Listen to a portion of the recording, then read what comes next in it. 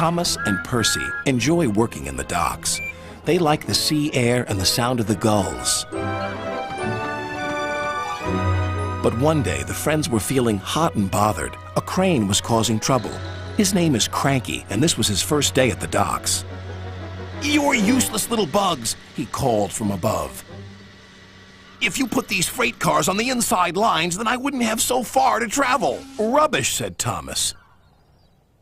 "No crane has ever complained before." "Well, I'm complaining now." And Cranky banged his load down on the quayside. Later, the two engines met Gordon and James and told them about Cranky. "Cranes are airy-fairy things. They need a lot of attention, like me, in fact," said Gordon. "You should see the situation from Cranky's point of view," said James. "He's high up in the air, coping with wind, rain, and baking sun. Then he looks down and sees you two little engines being annoying. No wonder he calls you bugs." When Cranky heard that the big engines agreed with him, he grew bossier still. Come on, push those freight cars closer to me." But Percy was too upset to concentrate and pushed the freight cars too far. Poor Percy. Then Cranky played a trick on Thomas.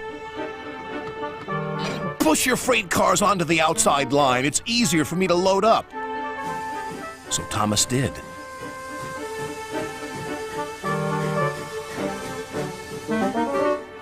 But Cranky left the loads beside the freight cars, not in them. "You must have known my arm can't reach you there," complained Cranky. This mix-up caused confusion and delay.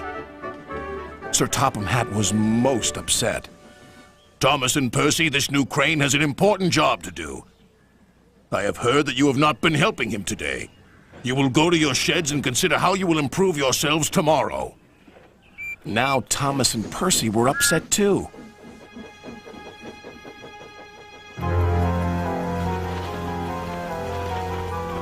That evening, a big storm raged across the island.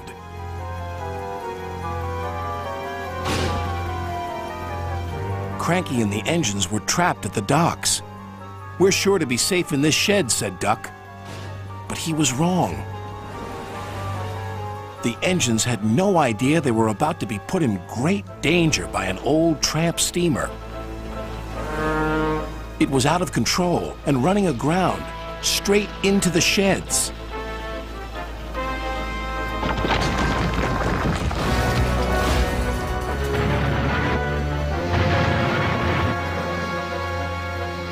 Ah! "Help!" called the engines from inside the shed. "I can't!" called Cranky. When the storm was over, Sir Topham Hatt rushed to the scene of destruction. "Thomas and Percy will help you," he called to Cranky. "And then you can help the engines." "Oh, please hurry," cried Cranky, "and tell them I'm sorry I was rude to them." "So it was you," murmured Sir Topham Hatt. "I owe those engines an apology." Thomas and Percy soon came to the rescue. And it wasn't too long before Cranky was upright again and clearing the wreckage.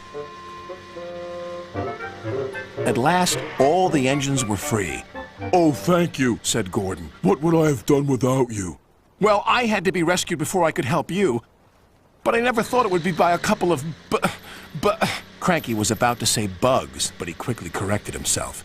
Small engines, thank you. I'll never be rude again. However, you two mites are in my way, so move over." "Pa," said Percy, "he's back to bugging us." "Don't move! You're still attached to Cranky." But it was too late. Cranky still looks down on the two little engines. But ever since that stormy night, he never calls them bugs or mites, because he knows they might bite back.